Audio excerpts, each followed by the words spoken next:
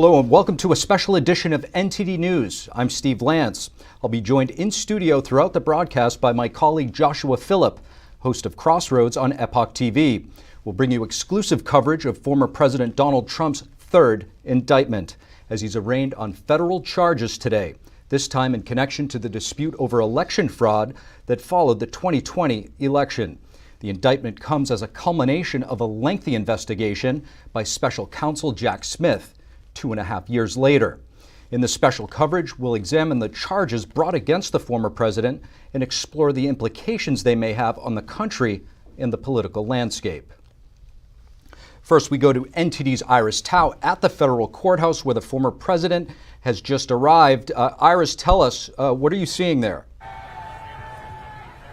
Hey, good afternoon, Steve. You're right. So former President Trump has arrived at this federal courthouse in Washington, D.C. right behind me. And his motorcade went in through the underground garage in the back of the courthouse. And this, of course, is for his arraignment slated for 4 p.m. Eastern time, which is to happen in less than half an hour.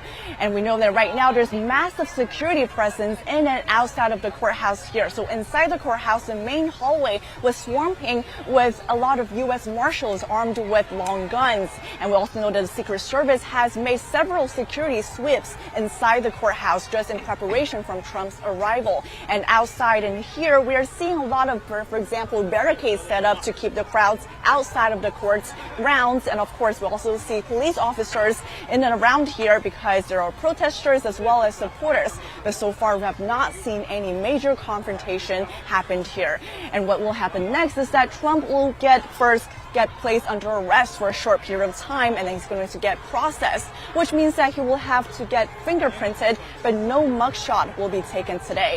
And then inside the courtroom, he's going to have the charges against him read to him by a magistrate judge. But then, of course, that's not the judge who will be overseeing this entire case. And inside that courtroom, Trump is expected to plead not guilty. Wow, Iris, it sure sounds like there's a lot going on in the ground there. What has Trump said so far this morning as he's facing this arraignment today? So this morning, Trump again lashed out at this latest indictment against him. For example, he posted on Truth Social saying, quote, he is being arrested for having challenged a corrupt, rigged, and stolen election. And he added that it's a great honor because I'm being arrested for you. And he also joked about this indictment, saying that I need one more indictment to ensure my election. So apparently Trump is very defiant and has been maintaining his innocence. And according to CNN, Trump will speak after his appearance at the court right now this afternoon, but also before he returns to New Jersey later tonight. Of course, we have not gotten any confirmation from Trump's team yet, but we'll keep an eye on if and when Trump's going to come out to speak. Steve. Iris, thank you for that report. We'll continue to follow the latest developments from the courthouse. But for now, we turn back to the studio. I'm here with host of Crossroads, Joshua Phillip, and we have NTD legal correspondent Arlene Richards to give us an overview of the indictment. Arlene, are you with us? Yes, I am. Hi, Steve. Thank you so much. Thank you. So the first thing I want to do is talk about the 4 counts and go through them and then kind of give a general overview of what that means.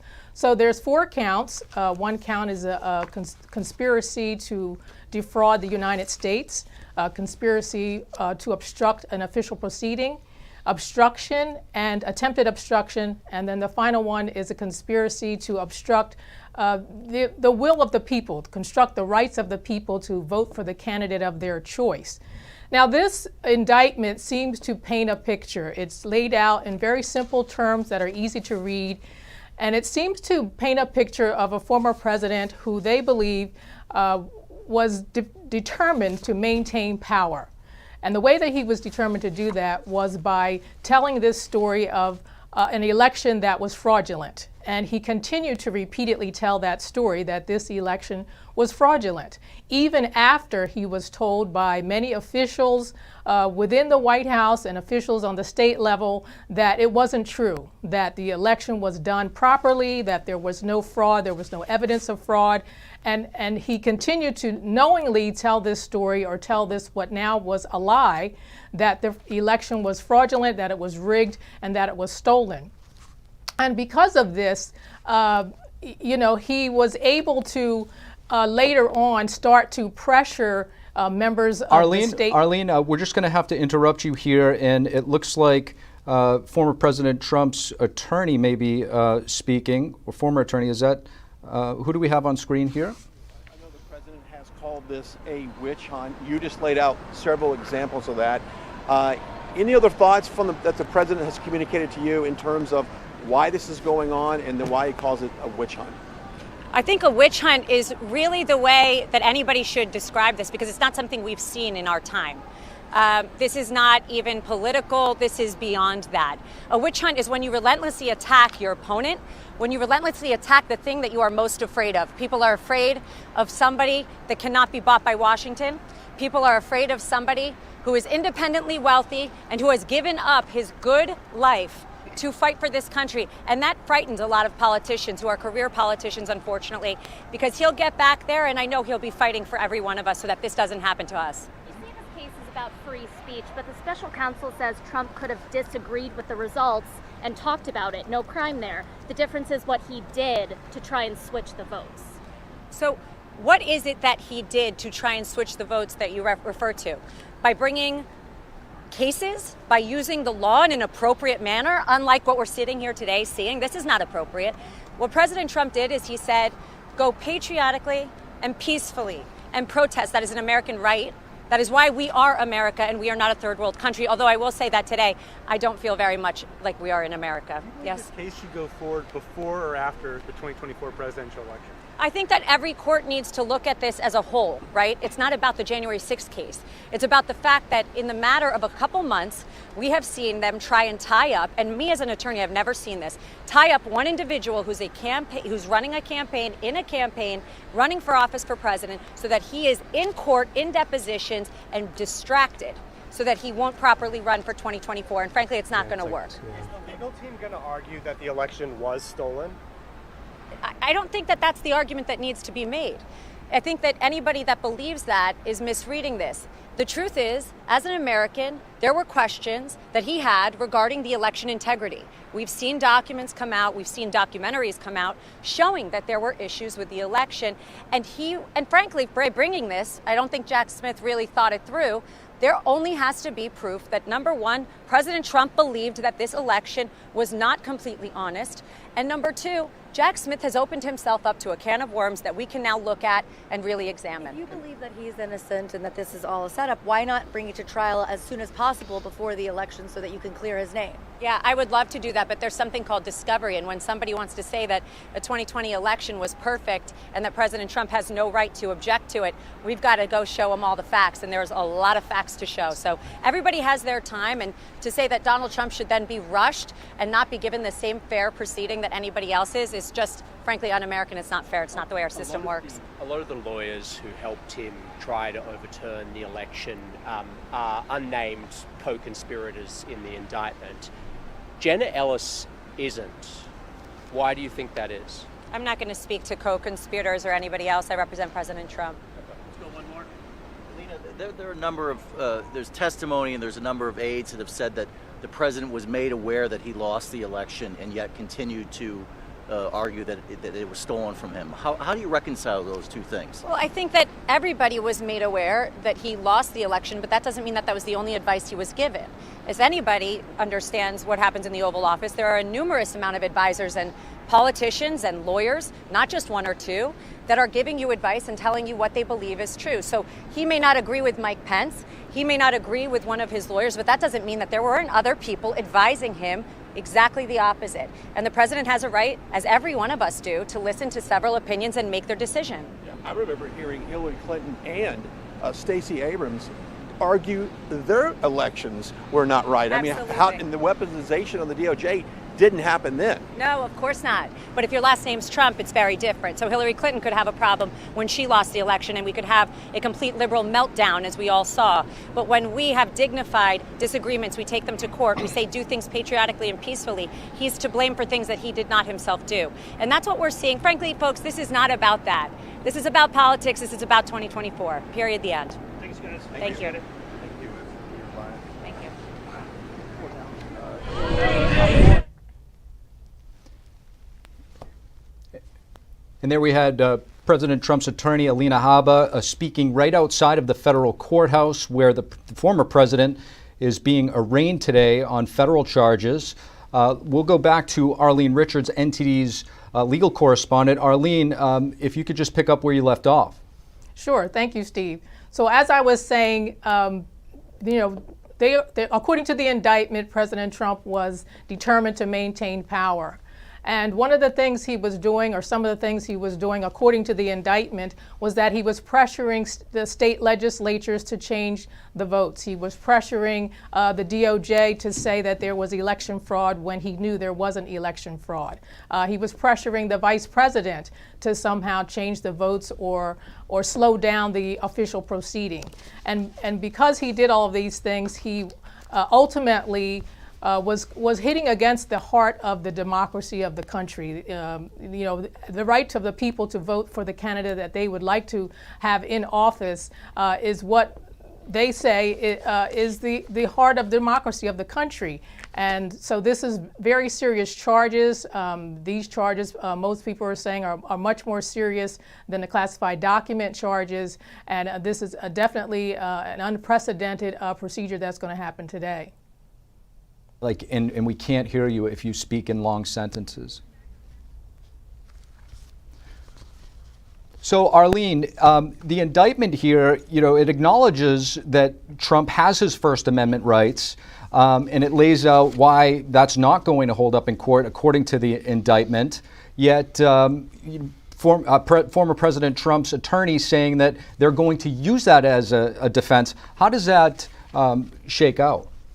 So yes, the indictment, Jack Smith in the indictment does acknowledge that President Trump has a First Amendment right to criticize the election. He even has a right to lie about it if he wants to. But what the indictment is saying is that he went beyond that this is not just about speech, that this is about his actions in attempting to overturn the election.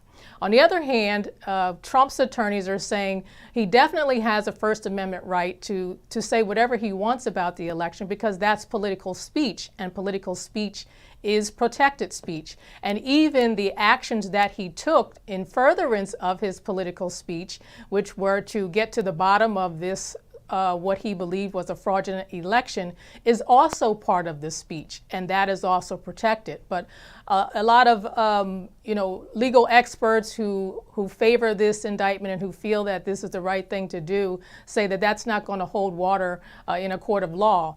Other legal experts say, well, this is something that will probably have to go to the Supreme Court, and the Supreme Court will have to decide, and probably Trump would win.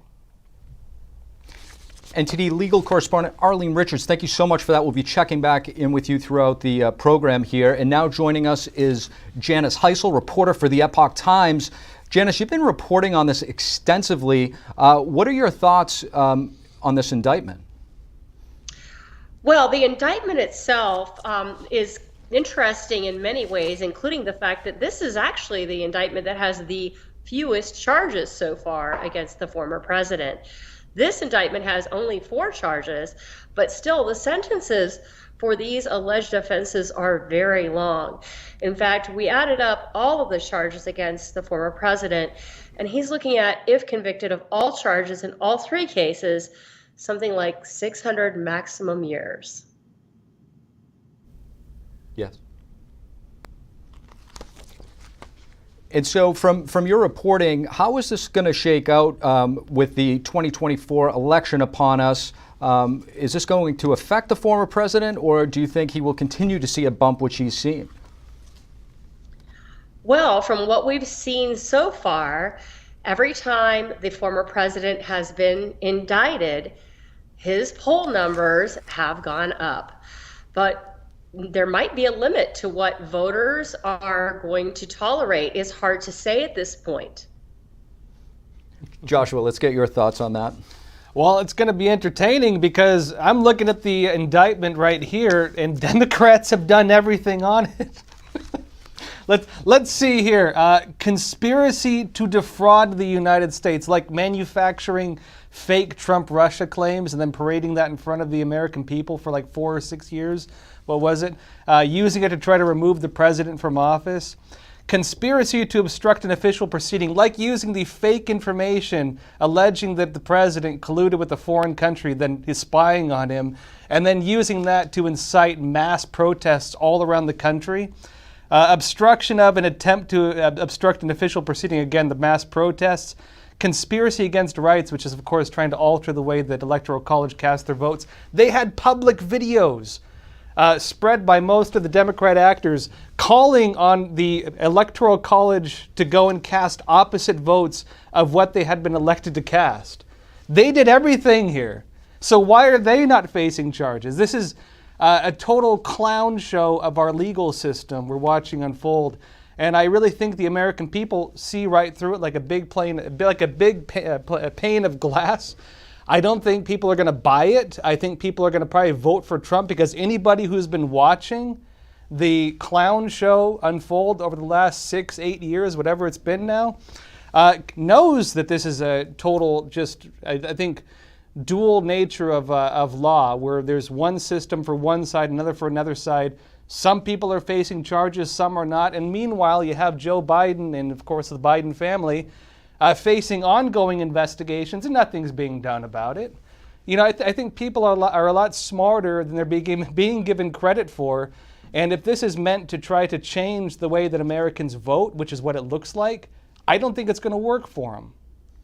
Josh, we just cut over to Alina Habba not too long ago, former President Trump's attorney, and she was asked about whether or not the former president is going to, take his right to a speedy trial. And she pushed back on that and said there's going to be a discovery phase. What do you think might come of that? I think one of two things are going to happen. Either one, well, look, right now, technically what this particular case is, this is the 2020 elections on trial. And you're going to have one of two things take place. Either the Trump team's going to be able to do discovery, get information, get evidence, conduct their own investigations, even call in witnesses to state Trump's side of the argument. And I think, frankly, the process of discovery and the process of them aggressively trying to do that demonstrates that Trump still believes what he said.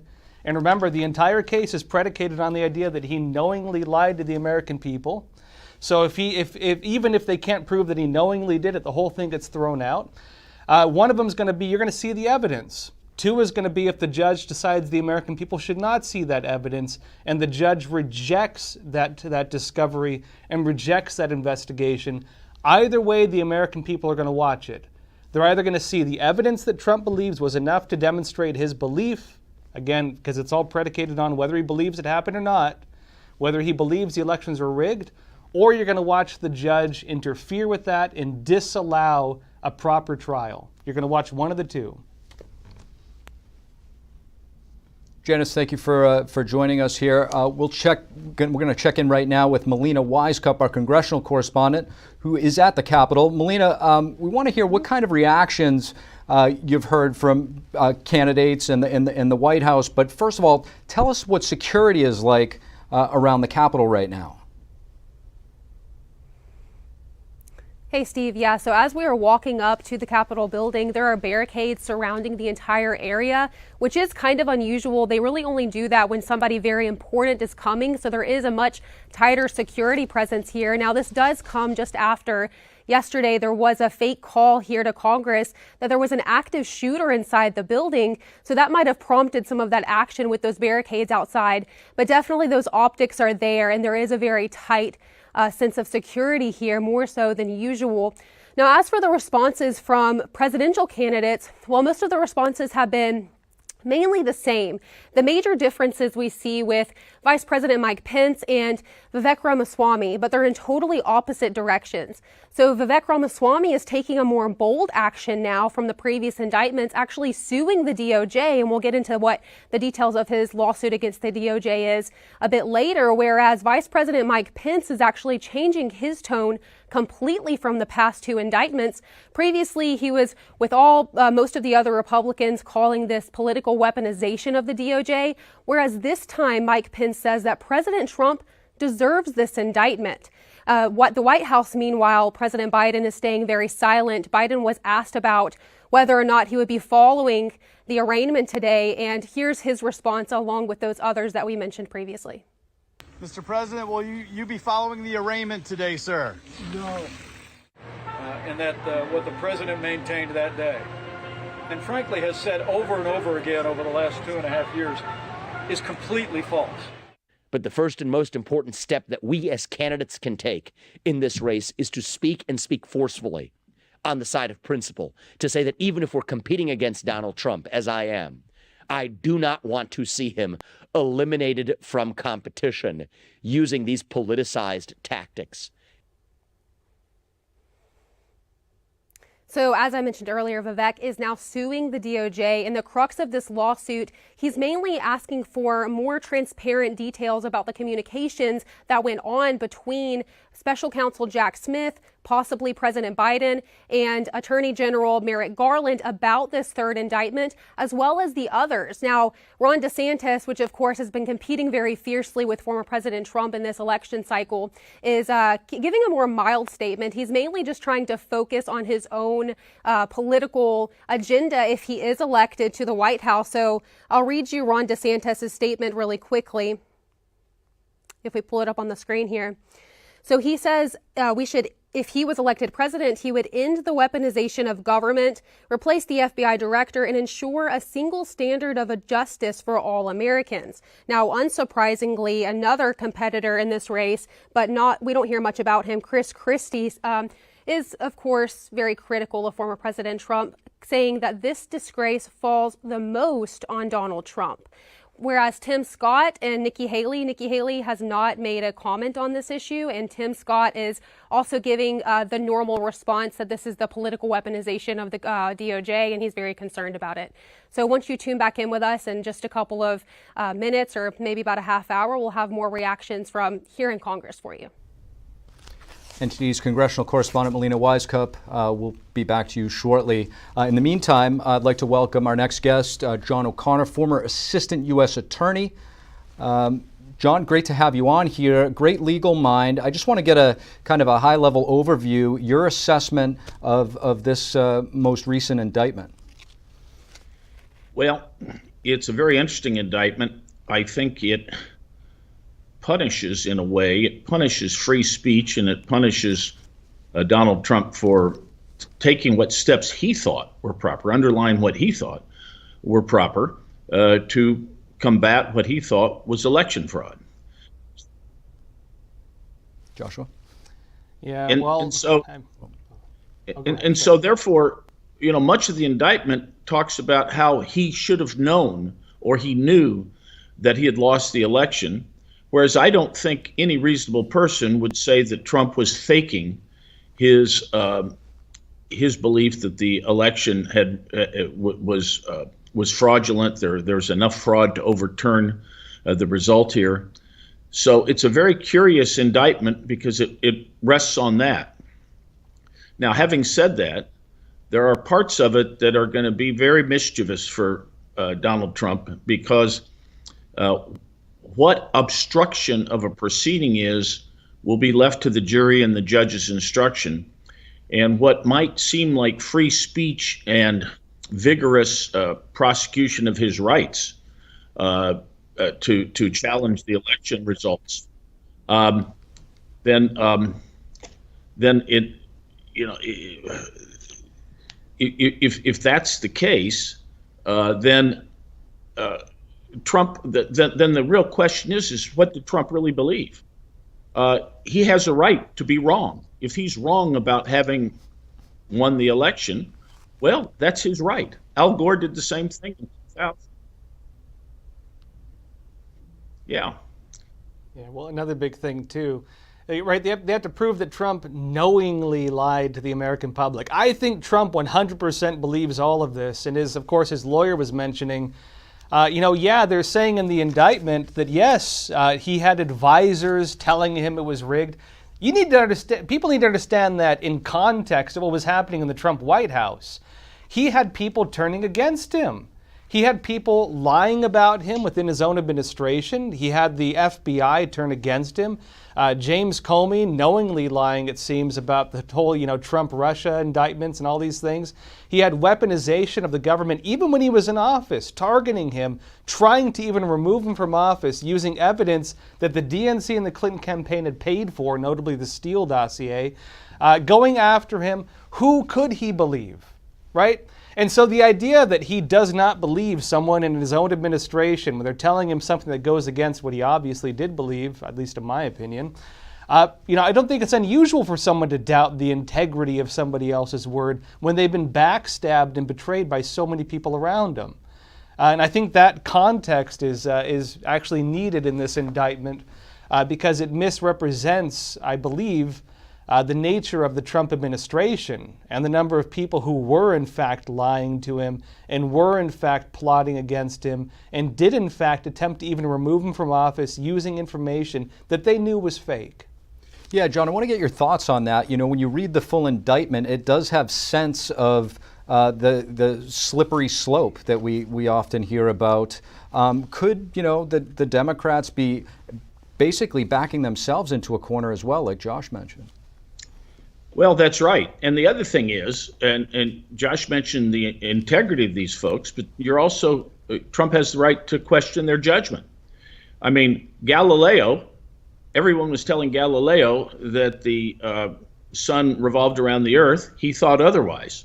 Now, what does that mean? Should you indict Galileo? Well, they were doing it, but that doesn't mean that he was wrong. So Trump could have been right. There is not a good way to recount millions and millions of votes. We still don't know. I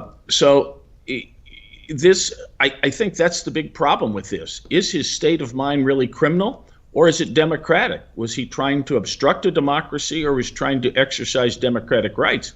I think he's going to say he was exercising his rights, democratic rights, and a lot of people voted for him, and he had a duty to advocate on behalf of his voters.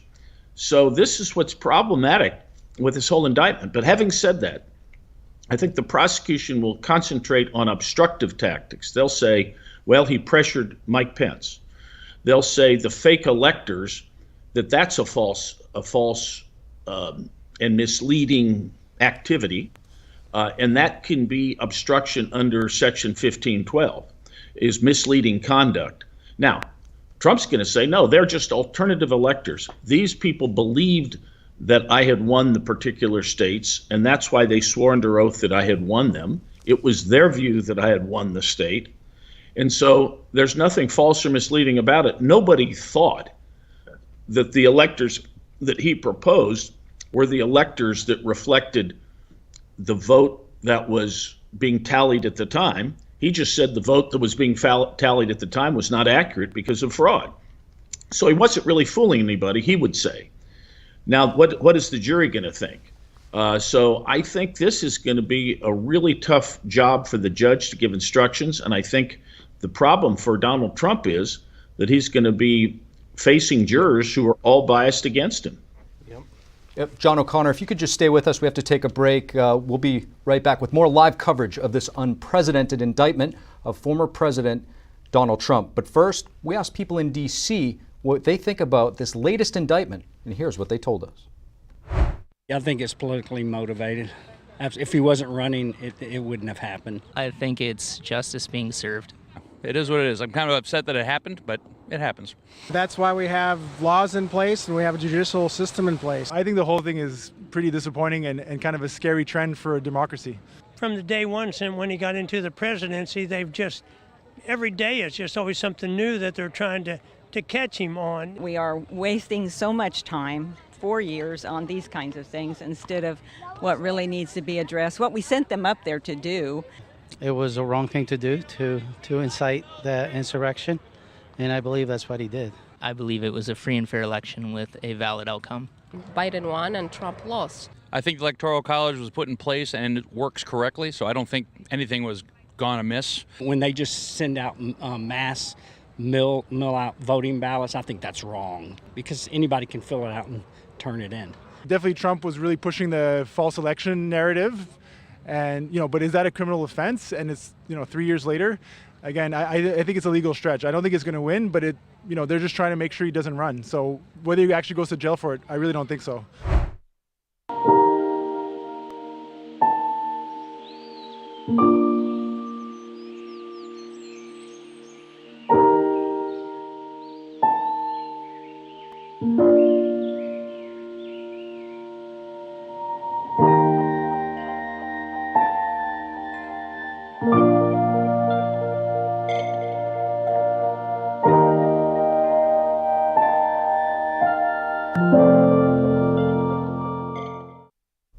Welcome back to NTD's special live coverage of the third Trump indictment, where the former president is set to be arraigned. I'm joined in studio now by host of Crossroads at the Epoch Times, Joshua Phillip. And right now, let's go back to NTD's Iris Tao in front of the federal courthouse with an update. Iris, we've learned Trump is in the courtroom as we speak. Tell us more. Sure, so President Trump right now is inside that courtroom sitting with his lawyer, and we also know that Special Counsel Jack Smith is also inside the courtroom right now sitting in the front row. And of course, as this process is going on, let's see how the defense as well as prosecution side are forming. So we know that Trump today is represented by his lawyer Todd Blanche, and just now his legal spokesperson for his super PAC Safe America just came out to the courthouse and told the media that basically Trump and his legal team and everyone on his team will continue to fight. She also said that, quote, "This is election interference at its finest against the leading candidate right now for president." So that's, of course, Trump's legal team's defense right now, also citing, of course, First Amendment rights by President Trump. But also turning to the prosecution side, we know that Jack Smith is the special counsel who has indicted Trump already in the classified documents case, is now indicting Trump again. And of course, in the speech right after the indictment was released, he said that this is fueled by lies and vows to hold Trump accountable. And right now, let's turn to the judge. So today, as you just mentioned in your program,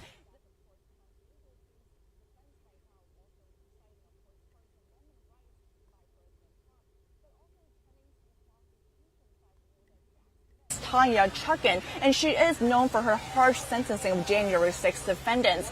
And actually, in a previous case in 2021, she actually has ruled against Trump in a case in which Trump sought to block the House January 6 committee from accessing certain records that he had in Oval Office. So she did have that history with Trump already.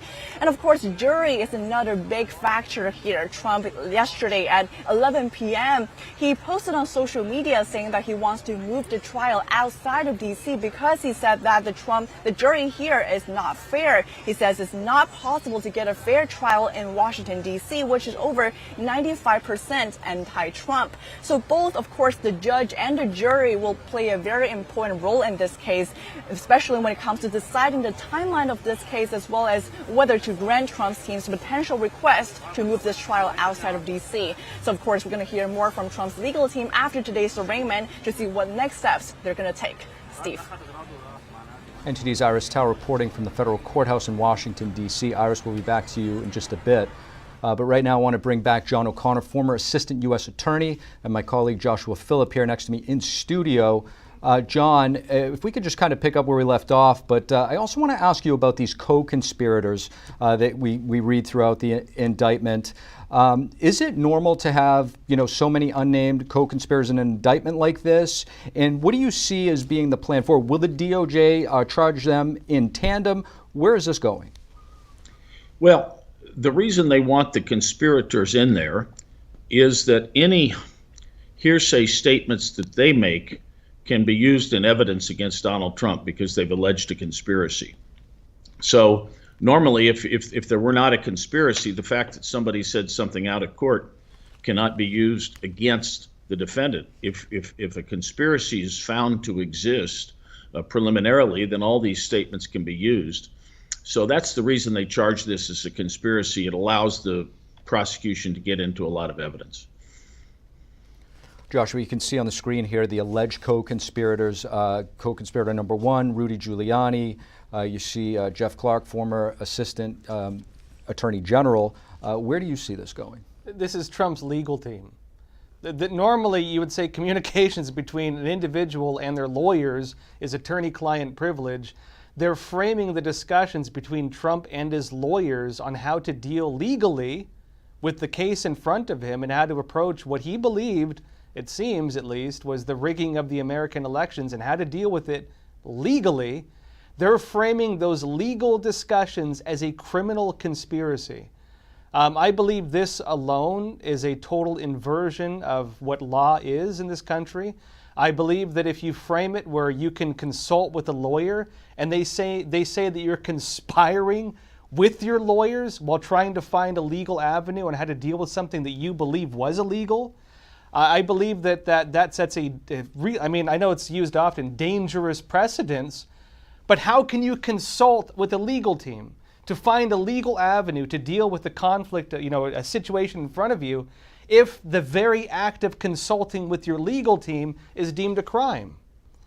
John, to Joshua's point, I know that the art of law has a certain level of gamesmanship, especially in an indictment where there's a lot of bluster. This indictment sort of reads like a mystery novel. How much of it is actually dramatization, would you say? Well, it's certainly a biased indictment. All the evidence is sort of distorted, as it were, or pushed to go against Trump. I mean, how much evidence do they have that Trump really believed that he had won the election? There's probably a lot of it. And how many witnesses did they interview where people have said that? Yet that sort of thing is not in the indictment. So the other thing that's problematic is, as per Josh's point, is you use this exception to the attorney-client privilege called the fraud crime exception. That is to say, you don't have an attorney-client privilege when you are conspiring with a lawyer to commit a crime. Well, you have circular reasoning here. If they didn't think they were committing a crime, if they didn't think they were committing fraud, then how can you invade the attorney-client privilege? Yet, as Josh points out, a lot of the evidence is going to be what is normally privileged communication. That is a big problem, and this case is so full of appeal issues. I mean, you've got a free speech issue. Can't Trump and his lawyers say whatever they want about the election? Apparently not, according to the indictment. So there are some serious questions. There's also a question raised as to what extent, as president, that these acts are within the ambit of presidential duties, which are vast, and presidential authority, and therefore he's immune from any prosecution based upon presidential acts. That's something that the appeals court's going to have to deal with. Josh, I want to turn back to you and get your thoughts. A lot of people have raised concern that this is going to take place in a very Democrat left-leaning Washington, D.C., where the federal judge there who's taking on the case, Judge Tanya Chutkan, she's been on the record saying the country is watching what consequences will be for the January 6 people. How are you watching this? I believe the judge has a preconceived stance both on Trump, given former decisions she's made when he was still president, and on the January 6 narrative. I think she's demonstrated a willingness to go above and beyond even recommended charges, demonstrating that she has a preconceived notion about the narrative of what took place that day. I don't believe Trump is going to get a fair trial based on that alone. And then there's, of course, the issue that he's in Washington, D.C., 95% Democrat, as they mentioned. And of course, hey, look, one of the protections we have in the Constitution is the right to a fair trial. Now, is Trump going to get a fair trial, given not only, again, the judge and the jury and the location, but also given one other key factor that I haven't seen many people mention, which is this is two things on trial. It's the January 6 narrative. Donald Trump is a whole other issue and people's political opinions on him, who was a very divisive figure politically, but also a debate on whether you believed that the elections were rigged or not. And what happens? Well, we find out the Biden administration, the DOJ, has been censoring by proxy all public discussion on social media. You can't put this on Facebook. You can't put this on YouTube.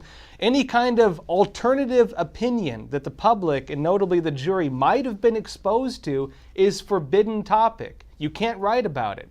So where could the jury have been exposed to any narrative that Trump would have been pushing if every one of those narratives is deplatformed? Not only that, but you have an unwillingness of people to even go public.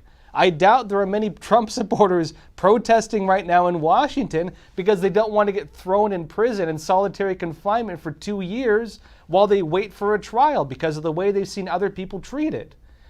People don't want to state their opinion. There's no platform on which they can state their opinion. Even the act of protest is dangerous to them. And so how can the jury be exposed to the other side of the story when public discussion and public debate and public discourse has been stifled out and strangled out, not only by what people view as a weaponized justice system, but also as a public-private partnership to deplatform and censor any other opinions. John, from a legal perspective, Judge Chutkan, she's also been overseeing some of the January 6 trials, and she's went above and beyond what the prosecution has recommended in terms of penalties. Will the former president get a fair trial, and does he have any recourse? Well, of course, in the federal system, you can't challenge a judge. You can challenge a judge, but only that judge can determine whether that challenge is accepted. So that's a real problem for Donald Trump. And you also have the other issue in Washington, D.C. If you want to talk about prejudicial pretrial publicity, my gosh, the January 6th committee has been going out of its way to publish this whole concept of the big lie, the big lie, the big lie. Well, that's very prejudicial. Now, I'm not so sure that he can get a fair trial in D.C., but I think it's my bet, Will, that this judge is going to go forward with it. But you talk about a circus atmosphere. This is a circus atmosphere, and it really raises an issue as to whether he can get a fair trial. Joshua, when it comes to the January 6th committee, you've talked about this extensively. I mean, if there's anybody that knows about it, it's you. You've talked about the fact that they've, with exculpatory evidence, doctoring evidence. Tell us how that comes into play. Yeah, well, look, the Democrat-led J6 committee did not allow for the Republicans selected by the Republicans to be able to be on the committee. It was a partisan committee, questionably legal based on that alone, right? The Republicans who were selected by the Republicans to be on the committee were rejected by Nancy Pelosi. She chose instead to choose 2 Republicans who had previously voted and demonstrated their bias to impeach Trump. And of course, the J6 committee did many things that were also very questionable, such as doctoring evidence, such as removing audio from clips to misrepresent the nature of what was taking place. For example, one clip that they showed during the hearings showed a man, of course, running into an officer. They tumbled down together. This was framed as an individual assaulting a police officer. The audio of that, which we actually have had, and which we've written about in Epoch Times newspaper, showed that the individual did it on accident and told the police officer over and over again, "Oh, I'm sorry, let's get up together. Are you ready to get up? Okay. The committee removed that audio. They removed the audio to misrepresent what was taking place, to make it appear that someone was, fighting with a police officer. And they did stuff like that a lot. The public was exposed to a completely fake narrative, at the very least, take whatever stance you will, a very one-sided narrative, where not only was the other side not shown to the public, but the other side cannot be shown to the public through any normal means, either of media, YouTube, even some TV channels. You could argue if you cover it, they might even try to cancel you, as we saw the Democrats going after major news networks. We've seen stuff like this. And so how can people have been exposed to any other viewpoint? Thank you for that analysis, Josh. And John, thank you so much for joining us. We appreciate it. We'll check in right now with Melina Wisecup, our congressional correspondent, who's at the Capitol. Melina, we know Congress is in recess now, but are any lawmakers responding differently for this indictment, considering Congress was directly affected during the January 6th breach of the Capitol? Steve, that's definitely something I'm going to be looking at when Congress does come back in session. We could expect to see some critical voices, especially from those Republican members. There were 10 in the House and 7 in the Senate who voted to impeach former President Trump over this, the Capitol breach. So we could expect to see some more critical comments coming from them, considering their past actions around this. So I will be looking at that. As for right now, the comments from Republicans are very minimal. We have seen from Republican leadership, though, some specific comments about the timing. So I'll read you exactly what Speaker McCarthy had to say about this, along with Senate Leader Chuck Schumer and the Democrat leader in the House. So Speaker McCarthy said that everyone in America could see what was going to come next. DOJ's attempt to distract from the news and attack the front runner for the Republican nomination, President Trump. Now, it's important to note that McCarthy said this because they did just interview one of Hunter Biden's business associates. The Oversight Committee did just earlier this week, and he gave some revealing statements about President Biden being on phone calls with with some of the people that Hunter Biden was doing business with. So Kevin McCarthy's insinuating here that maybe the timing is to try to distract from that Hunter Biden case that they're investigating. Now, as for what Senate Leader Chuck Schumer and House Leader Hakeem Jeffries had said, they said that this indictment is the most serious and most consequential, then saying, of course, that no one is above the law, which is a common statement that we hear from Democrats. Whereas Pelosi, she commented on CNN in a way that sort of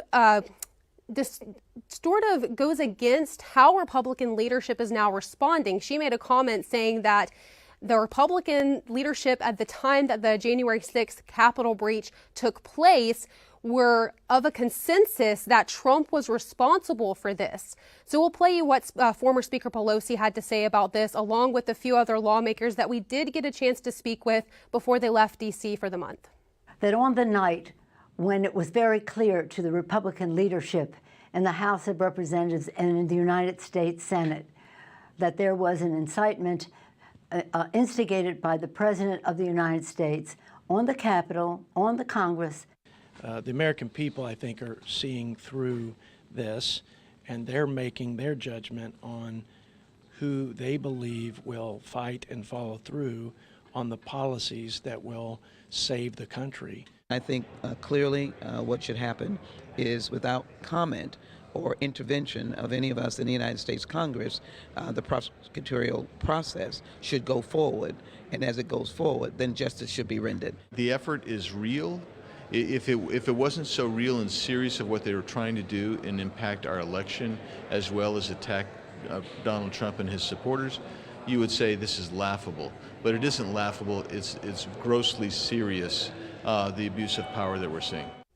So I do want to note that the things that Trump is being charged with right now are actually very, very similar to those criminal referrals that were made by that select January 6th committee that was put together during the last Congress. So you can really tell that that committee played a very important role in kind of guiding the DOJ to make these charges now. Now, what we'll be looking for whenever Congress comes back is those outlying Republicans that we spoke of earlier, like, for example, Senator Lisa Murkowski of Alaska, who she actually was one of them that voted to impeach the former president. She responded to this saying that this is a serious indictment and called on everyone to read it thoroughly. We'll also be looking for those who support former President Trump, which there is a long list of Republican senators who are backing former President Trump. Last time he faced his second indictment, J.D. Vance, who's a freshman senator from Ohio, actually took to the Senate floor to hold up DOJ nominations in protest of this. So see, these are some of the things that we'll be looking for once Congress comes back to session. Steve? NTD's Melina Wisecup reporting there from Congress. Melina, we'll be back with you shortly. In the meantime, we're going to bring in Lee Smith, host of Over the Target and author of The Plot Against the President. Lee, thank you so much for joining us. Thanks for bringing me on today. I appreciate it. Of course, Lee, I want to get your thoughts on an issue that Melina brought up there, reading the statement from Speaker McCarthy about timing. A lot of people have brought this up, and is it a question of serendipity or is it more curious? The timing of the indictment? Well, I mean, it's related to a couple of things. Of course, most significantly, it's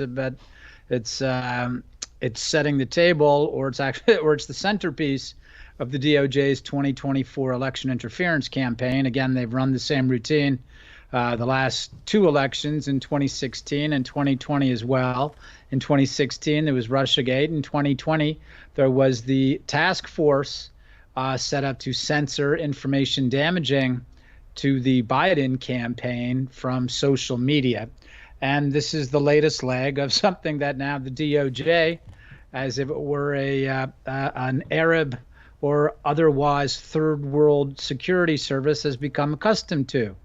And of course, given the press's cooperation, places like the New York Times and the Washington Post, we're seeing a full-on operation, the way that third world security regimes run things. The other piece, of course, of the other piece of serendipitous timing, of course, is that it's moved to cover up the corruption, the alleged crimes of certainly Hunter Biden, which now appear to implicate President Joe Biden as well. But again, this is something we've seen since 2016, because remember, Russiagate was principally an effort to spy on the Trump campaign to see if they had evidence, if they knew anything about Hillary Clinton's emails, right? Which presumably, since the FBI and the Clinton campaign were so worried about them, that would have given evidence of Hillary Clinton corruption. Same thing with 2020, right? This is why the laptop was, laptop discussion of the laptop was off limits, because it was talking about Biden family corruption. So again, this isn't just election interference. It's also moving in tandem, like a dance, with the efforts to obscure Biden, or rather Democratic presidential candidate corruption, dating back to 2016, and it's what we're seeing right here now in 2013. Josh, I'm sure you have some thoughts. Yeah, well, Lee, that's a great point. I've actually seen some timelines on that where they note that every time Trump faces new charges, it seems to coincide with major evidence of investigations on Hunter Biden coming out. As you mentioned, which is totally accurate in my opinion, when they launched the whole Trump-Russia thing, that was a cover-up of Hillary Clinton's email scandal, where ironically Hillary actually did in fact do the thing they're accusing Trump of doing with taking classified documents without presidential privilege, by the way, because she was Secretary of State. Again, that was part of that. You mentioned again, well, 2018, let's not forget, they also messed with that using, again, the whole Trump-Russia thing, which they faked. Then, of course, 2020 rolled around. They had the whole cover-up and mass censorship, including weaponizing the DOJ to help with it, silencing information on the Hunter Biden laptop. And now we see that as investigations come out rolling, it seems, Devin Archer and so on being this latest one, but anytime new investigations are being launched that really reveal pretty serious evidence against Hunter Biden and Joe Biden by extension, well, they keep rolling out new charges. And I think the other big elephant in the room with all this is the actual question, which I think I've seen some people mention now, on whether the whole Trump impeachment, which is, of course, one of the big backdrops to all this, when they tried to impeach him for, quid pro quo, whether that was even a cover-up. Because Trump had discovered, of course, this scandal to have the investigator fired who would have been investigating the company that Hunter Biden was working for in Ukraine. And so it does add to the question, well, how many of them were knowingly in on the whole scheme? How many of them were aware of this whole, crime family allegation that's coming out now? And to what extent were the attacks against Trump meant to cover that up? Josh, if I can just respond very quickly, you've put a very fine point on some things that you've reminded me of some things I've. Remember that Hillary Clinton is cleared by James Comey July 5th, 2016, and that's the first day that Christopher Steele starts passing off Russia information to the FBI. So when you're talking about the timeline, that's exactly right.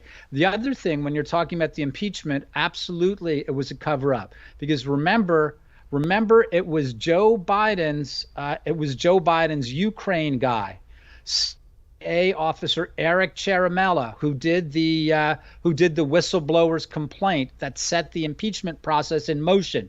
He knew exactly what was going on with Ukraine because he was the guy who was setting up all of Biden's meetings and phone calls with Ukraine. So when they got word that President Donald Trump was asking questions about what the Bidens were doing in Ukraine, that's what set them all in motion. So, Josh, I think you're absolutely right to identify all these different parts in the timeline. What we're seeing again is it's not just attacks on Trump.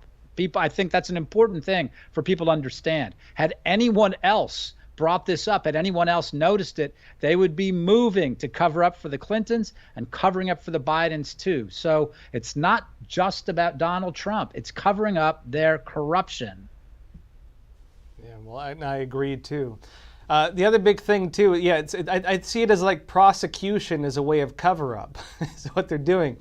The other big thing, Lee, which maybe you want to comment on too, is, well, in my opinion, look, this is setting them up because the things the things they're establishing precedents for that is criminal now, most of them did. If you want to incriminate, look again at this indictment. If you want to incriminate conspiracy to defraud the United States, like, for example, I don't know, I guess they're saying Trump questioning the election. How many of them questioned the election? But how many of them also fabricated the whole Trump-Russia scandal and then disseminated that, defrauding the United States? They're saying conspiracy against rights, trying to get the Electoral College to cast, alternate votes. They did the same thing in 2016. They even had these public video campaigns encouraging the Electoral College to vote against what the American people voted for without even having dueling electors. They went further than what Trump's accused of doing. And so, in my opinion, they're establishing legal precedents that could incriminate all of them, or a lot of them at least. Lee, I mean, what's your opinion on this? Do they think it won't come back at them? I would like to think that's the case, and I've seen along those same lines. I've seen different people comment on social media. I think our friend and colleague Kash Patel wants to start posting on Truth Social, asking social media users for suggestions on who Trump, the Trump legal team should start subpoenaing and what kinds of records they should start asking for. And that would go from everyone from Barack Obama to Eric Ciaramella and the people who were bleaching Hillary Clinton's computer. Right. So that's a lot of people. And I'd certainly like to see that happen. The question is, I've seen other people say, look, we'd all love this to happen. And we'd all love transparency. And we'd all love to see this charade that's damaging our country so badly end. But remember, this is a Washington, D.C. court, and who knows what this judge is about. As Julie Kelly has pointed out, she said that this has been one of the harshest judges. And Josh, I'm sure you know this, covering January 6th so much, but she's been one of the most vicious judges regarding January 6th defendants. So I mean. Look, if the justice system, if the Justice Department is this messed up, and we've seen evidence that large parts of the judiciary are messed up as well. So it's not just about the jury. What's going to go on with the judge here in this case as well? Is Donald Trump's legal team going to be able to defend him against this absurd indictment? Thank you, Lee. We do have an update. Always great to hear from you. And we've learned from our reporters in the courthouse that the judge has read the counts and penalties to former President Trump, as well as his rights, and Trump has pleaded not guilty to all counts. Cameras are not allowed in the courtroom, so we don't have the footage of that, but that's what we've learned so far. Thomas Wyndham, representing the Justice Department, and John Lauro, on behalf of Trump, Special Counsel Jack Smith, is also in the courtroom. So we'll take a quick break now, but stay with us. We'll be right back with more live coverage of this unprecedented indictment. Good evening. Today, an indictment was unsealed, charging Donald J. Trump with conspiring to defraud the United States, conspiring to disenfranchise voters, and conspiring and attempting to obstruct an official proceeding.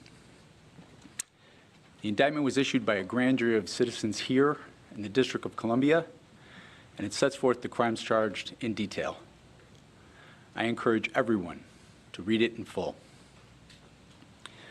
The attack on our nation's capital on January 6, 2021, was an unprecedented assault on the seat of American democracy. As described in the indictment, it was fueled by lies. Lies by the defendant targeted at obstructing a bedrock function of the U.S. government, the nation's process of collecting, counting, and certifying the results of the presidential election. The men and women of law enforcement who defended the U.S. Capitol on January 6th are heroes. They are patriots and they are the very best of us. They did not just defend a building or the people sheltering in it. They put their lives on the line to defend who we are as a country and as a people. They defended the very institutions and principles that define the United States. Since the attack on our Capitol, the Department of Justice has remained committed to ensuring accountability for those criminally responsible for what happened that day. This case is brought consistent with that commitment, and our investigation of other individuals continues. In this case, my office will seek a speedy trial so that our evidence can be tested in court and judged by a jury of citizens. In the meantime, I must emphasize that the indictment is only an allegation and that the defendant must be presumed innocent until proven guilty beyond a reasonable doubt in a court of law. I would like to thank the members of the Federal Bureau of Investigation who are working on this investigation with my office, as well as the many career prosecutors and law enforcement agents from around the country who have worked on previous January 6th investigations. These women and men are public servants of the very highest order, and it is a privilege to work alongside them. Thank you. Welcome back to NTD's special live coverage of the third Trump indictment, where the former president is in the process of being arraigned. I'm joined now with host of Crossroads at the Epoch Times, Joshua Phillip, and right now NTD's Iris Tao is at the Prettyman Federal Courthouse in Washington with an update. Hey, good afternoon, Steve. So as you just mentioned, Trump has pled not guilty to all charges inside that courtroom. And that's, of course, after the magistrate judge read out loud each count of the charge to Trump. And of course, Trump said that he knows the terms and conditions attached with it. And Trump, under this agreement that's settled between Trump's team as well as the government, Trump will not be detained under this agreement, but he is prevented from discussing the case. And we also know that a few details about Trump in the courtroom. So today he's wearing a navy blue jacket with a red tie and white shirt. And while listening to the judge, he occasionally looked at the judge and had his hands in between his legs. And actually, the judge was actually running 15 minutes late to the original scheduled time of 4 p.m. for the arraignment. So Trump ended up waiting for 20 minutes, sitting inside that courtroom, occasionally chatting with his lawyers and of course tapping the table, seemingly a little bit impatient. So that's a little bit anecdote inside that courtroom. And we also know that, of course, Jack Smith as well as other prosecutors are also sitting inside that room in which the arraignment is still going on right now. So after the arraignment is done, Trump is expected to take the same exit as he did when he came in, which is the underground garage in the back of the courthouse over there. And according to CNN, Trump will be speaking after this arraignment process, but before he returns to New Jersey later tonight. We have not heard a final confirmation from Trump's team yet, but we will be keeping an eye on if and when Trump makes an announcement. Steve. Iris Tao reporting from the federal courthouse there in Washington, D.C. We'll be circling back with her in just a bit. But in the meantime, we have Angie Wong joining us now. Journalist Angie Wong, great to see you. Hey, thank you guys. Of course, Angie, you have, boots on the ground down in Palm Beach. You know what's going on. How do you anticipate this indictment, this one in particular, will affect the former president? Yeah, no, this is certainly going to be a highlight of the presidential election in 2024, because what you have here is not only do you have a president who just pleaded not guilty to 4 counts, you also have 5 out of the 6 co-conspirators that are unnamed. They're all lawyers, and they're all lawyers for Trump. So you're going to see some really interesting political tennis with this. having some knowledge of what documents were turned over for this particular case.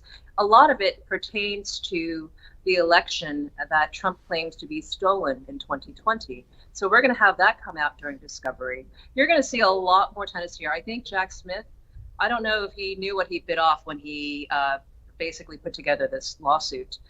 It's going to be quite challenging for him to, one, prove that Trump knew that the elections were falsified, and whether or not he can prove that, that's going to be a big uphill battle for him.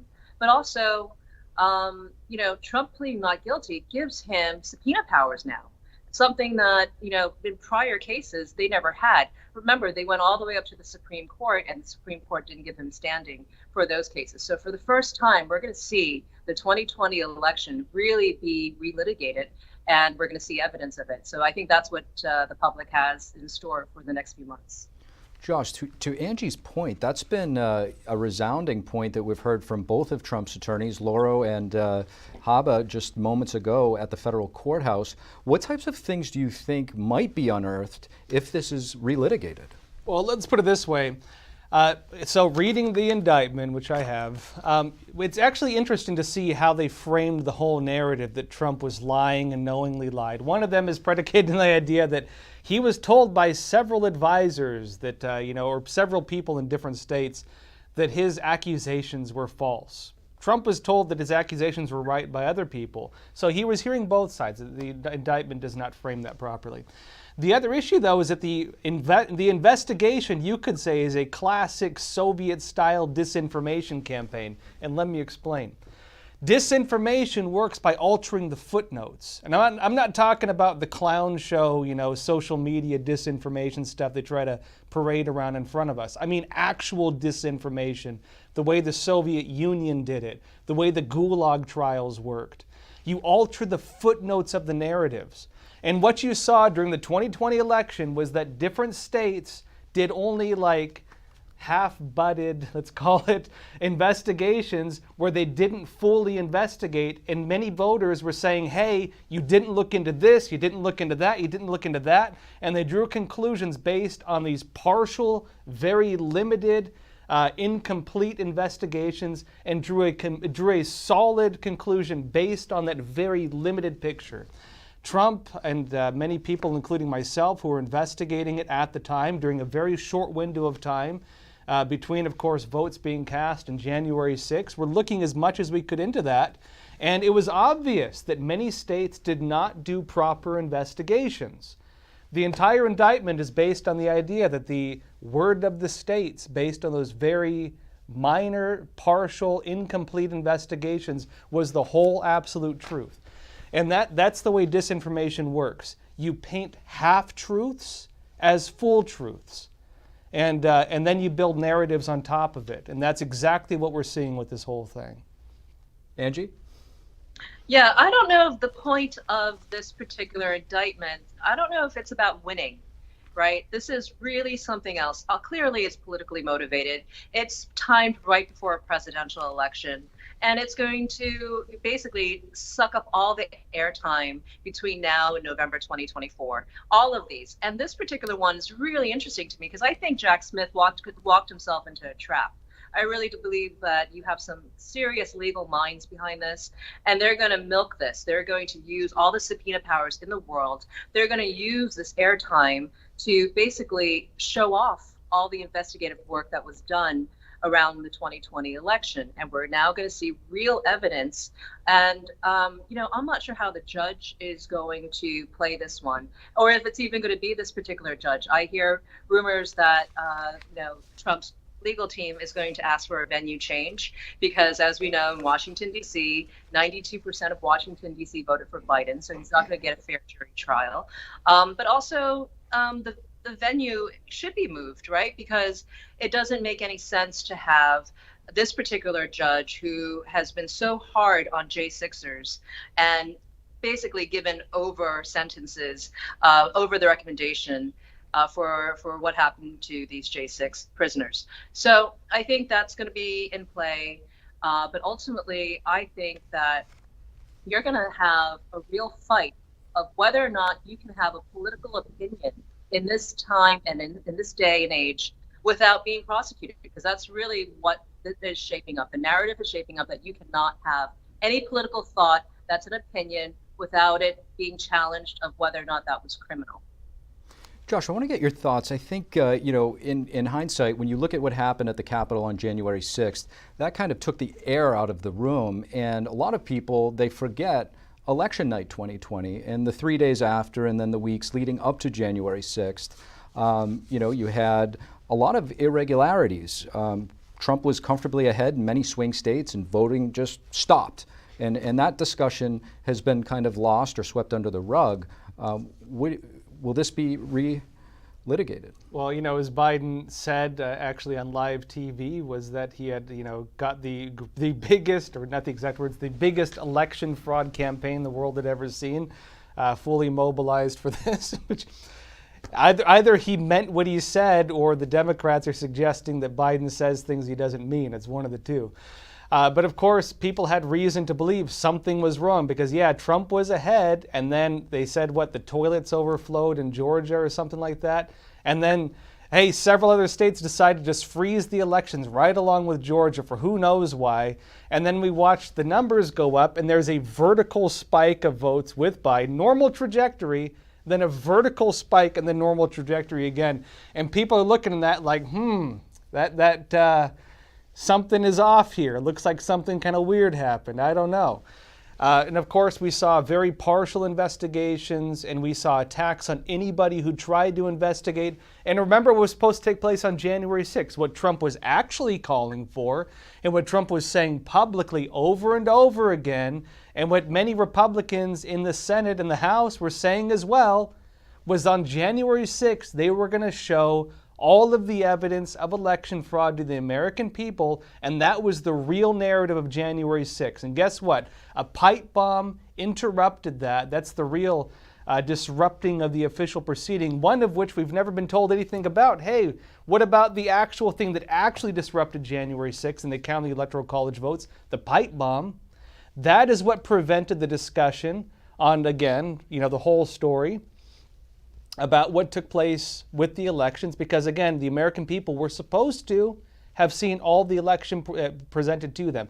And if there was a real pipe bomb on January 6th, then why was there not a proper security response, given that there was a bomb threat, to again have proper security there? Because they didn't want the bad optics, I believe as Pelosi framed it, of having too many police there, of having even, let's say, the basic security of your average mid-sized music concert, which they did not even have there. I think that there are very clear reasons to doubt the narrative that has been presented to us. Angie, feel free to respond to Josh, and also if you could just let us know how you think independent voters are viewing all of this. Yeah, this is going to be really interesting because I look at the timing of all of these cases, and this one is going to be, I think, the most interesting one, given that, what Josh has just said, we're going to start seeing evidence, real evidence of voter, I'm going to call it voter fraud, because I've seen some of this evidence, and we know that there are some things that just don't add up. Now, we're going to see numbers, we're going to see iPads that flip numbers. I've seen them personally, and we're going to let those independent voters basically think for themselves. They have two eyes. They can see what we're seeing and what we've been talking about all along. The timing is extremely interesting here, only because it's right before an election. So if we talked about all of the stuff that we're talking about 2 years ago, people's eyes would glaze over. They wouldn't care anymore. But we're doing it right before an election when it's fresh. And now you're going to not be able to unsee some of this evidence that's going to be presented. Again, Jack Smith walked himself in the corner here. He's got to prove malice, right? He's got to actually prove that Donald Trump knew what he was doing and he was trying to deceive the public. I think that's going to be virtually impossible to do, because how are you going to get inside the head of a former president and say this is what he was thinking? What evidence can he possibly present other than just hearsay and opinions? I'm not sure. But we're going to go through the whole legal process, and I think we're going to have a good time with this one. Josh, just briefly, if you have any follow-up. Yeah, well, Angie, fully agreed.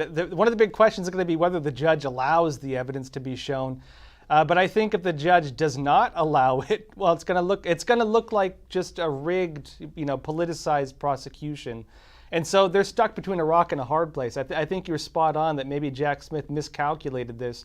If they don't let the Trump team do discovery properly and show their evidence, they're going to look like weaponization of justice and like the whole thing is just a big show. And if they do allow proper investigation, I personally believe there's very strong evidence. And I believe the American people would do very well to see that evidence. And so, yeah, I don't think they're in a good place either way. I think they did miscalculate it. So, yeah, fully agreed. And we're also now starting to, so yesterday, Jack Smith's team reached out to Bernie Kerik's lawyer, asking them for additional documents that Bernie Kerik had already submitted last week. So it tells me that Jack Smith's own legal team has not even reviewed the documents that were submitted to them. And then they went ahead and did this indictment anyway, without knowing the breadth of documents they already were handed over and understanding really what the contents were. It's sloppy legal work. And so is this just a public press prosecution? Maybe that's all this is. Maybe it's just for the headline to say Trump is indicted again. Remember, Trump has 70-something indictments now. We're talking about 650 years in a federal prison if this ever came about. The whole thing is kind of farcical. I love that the rumors are that he's going to pardon himself when he gets elected as president. There's some half-truths to that, maybe to the federal charges, but certainly not the state charges like in Manhattan. And perhaps in 2 weeks' time, Georgia's indictments are coming down the pipeline as well. I guess you have to kind of be a legal head to understand everything that's going on. And I certainly hope that the American public is hearing this and going, what planet are we?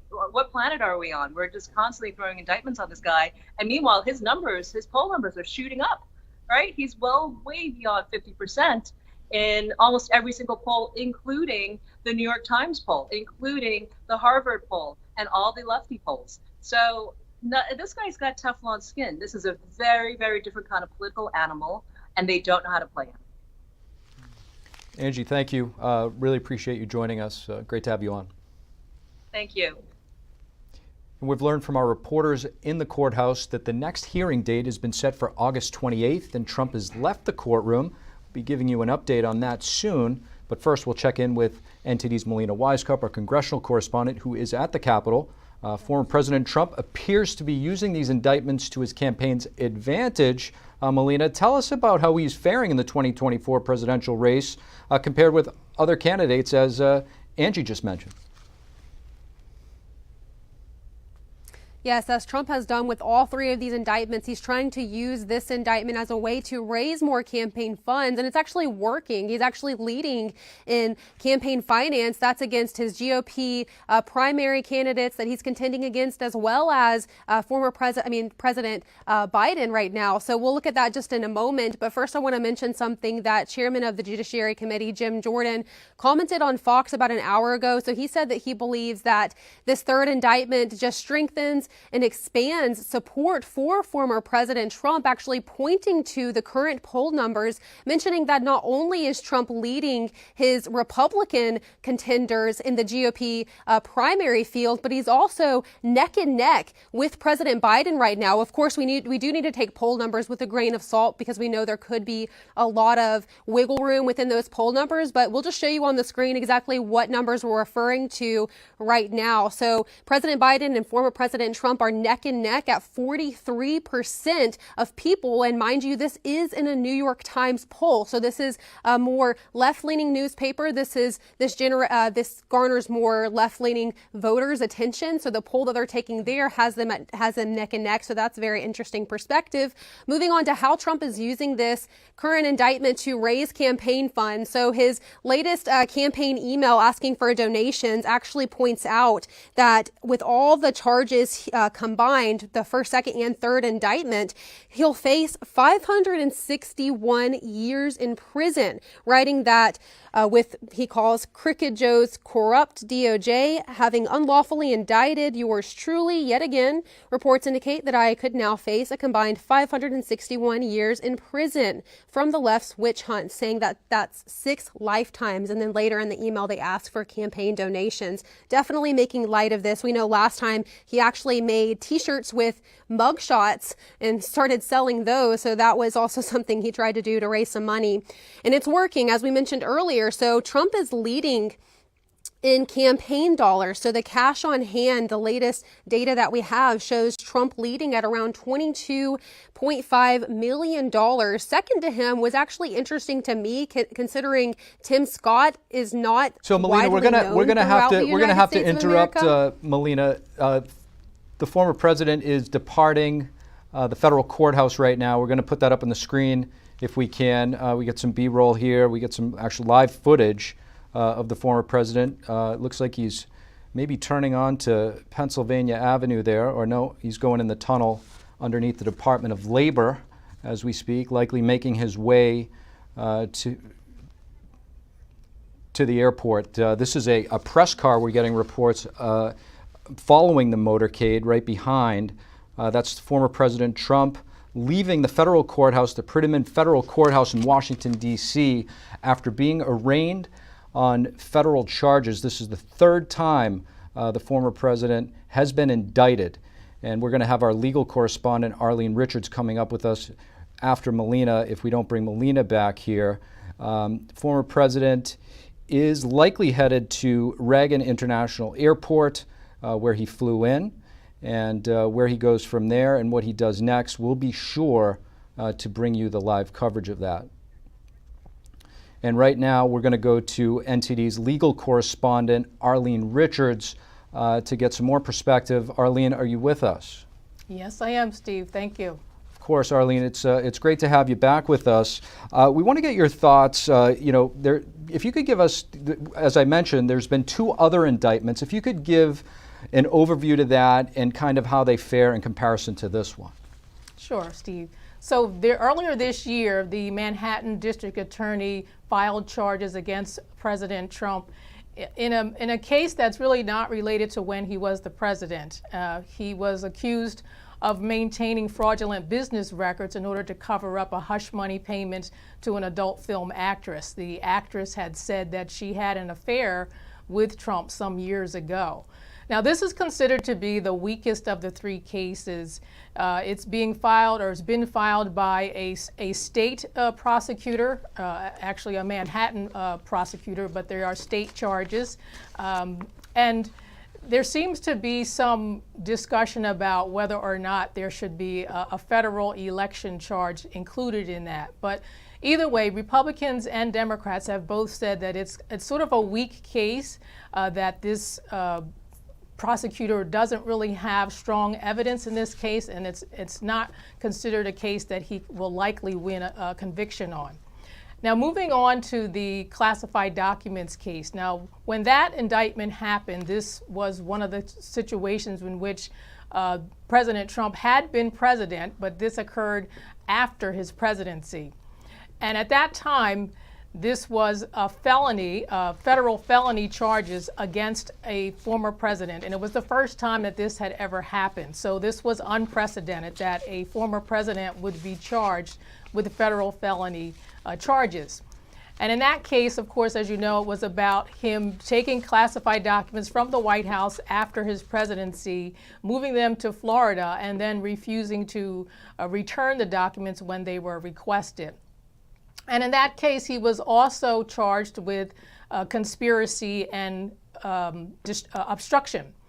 But this case today, the indictment today, is considered to be the most serious and most egregious because this occurred when he was a sitting president.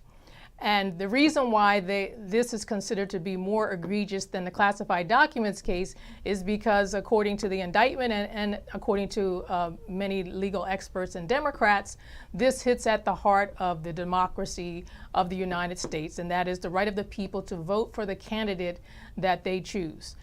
So we'll have to see how this all plays out. It seems that the classified documents case is not considered to be as significant, even though it did involve national security risk, and it was considered pretty significant at the time. But by all accounts, most legal experts are saying today's case is the worst. Arlene, if you could stay with us here, we're just going to look at some of this tape that's playing live footage of former President Trump on his way to the airport where he's going to depart Washington, D.C. That's after pleading not guilty to 4 charges. These are federal charges: conspiracy to defraud the United States, conspiracy to obstruct an official proceeding, obstruction of an attempt to obstruct an official proceeding, and conspiracy against rights. That is, his second federal indictment. Arlene, there's another potential indictment looming, a 4th one coming out of the state of Georgia. What can you tell us about this? That's right, Steve. So the state of Georgia also will be, attempting to file indictment sometime in the next 3 weeks. The prosecutor there, the Fulton County prosecutor, Fannie Willis, has hinted several different times that she expects to file charges or announce charges before September 1st. Her case is going to be very similar to today's case, except that it will be state charges applying to the state election in Georgia. She is attempting to accuse the former president of also attempting to overturn the election results in Georgia.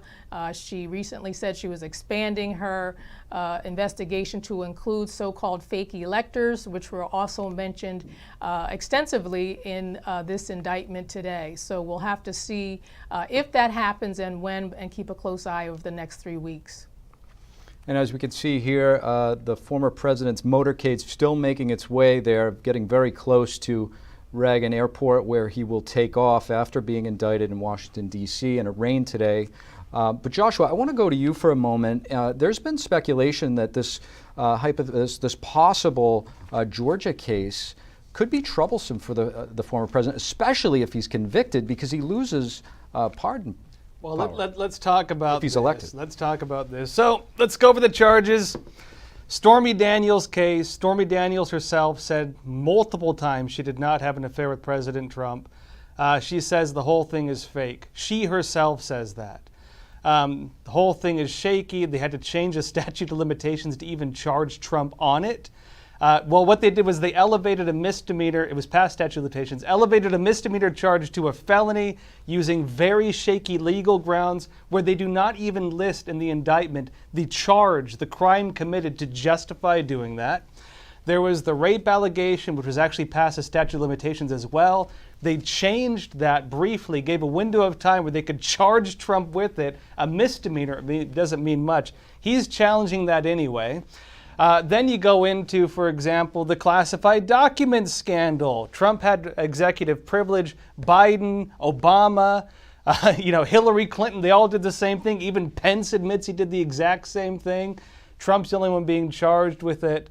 Of course, the one we're looking at right now, looking at the allegations that Trump claimed the elections were rigged. Democrats did everything they're accusing Trump of doing with Russiagate, with the investigation against him, with the lying to the American people, financed, disseminated by the Democrat Party and the Clinton campaign, weaponizing the investigative arms of our intelligence community to go after him, spreading lies to the media, inciting protests all around the country. And now they're claiming with the Georgia case that the act of getting dueling electors to come forward is also a violation of law when it's established in legal precedents on the Democrat side, where they've done this previously, that those are acceptable, valid, and legal votes. None of it holds up. This is a madhouse. None of this holds up. And frankly, they've done everything they're accusing him of doing, just about. And so I don't think it's going to work out so hot for him, to be honest. Joshua, thank you. And Arlene, thank you so much for joining us. Excellent coverage as usual. And we'll take a quick break now, but stay with us. When we come back, we'll have White House correspondent Iris Tao speaking to Epoch Times reporter Jackson Richmond, who was inside the courthouse during the arraignment. We'll be right back. That was a shooting gallery up there. I could hear the tremble in his voice. She suffered a fairly severe beating, and the video is pretty graphic.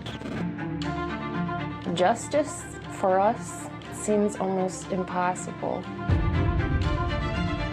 It's not fun to watch somebody die, and they knew she was in mortal peril. They have not asked the hard questions. Why was the Capitol intentionally unsecure that day? The FBI had information about security concerns before January 6th. They're out for blood, and they're getting it. They appear to be winning. Were the actions of the Capitol Police out of line? Were there violations in use of force? Now I describe it as an inside job. I'm ready to do whatever God calls me.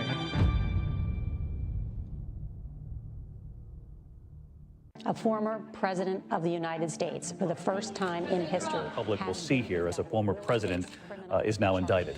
They indicted a former president who is now running for president as though it's like just another day in the park. Did he do something wrong? What was it? His liberty is at stake. This is going to be the biggest challenge of his life. Consistent accountability. Do we have that in our justice system? Officers were injured. You've heard nothing about that on mainstream media. And I said, are you going to treat these two cases the same? He refused to answer my question. Said he hadn't even heard of or knew that the Department of Interior had been raided. If it could happen to us, it could happen to you. Physical assassinations are much messier these days. So you assassinate by narrative. There was a time in America when both parties were patriotic. Your efforts were to win a general election, not to put the opposition in jail or ruin them financially or destroy them.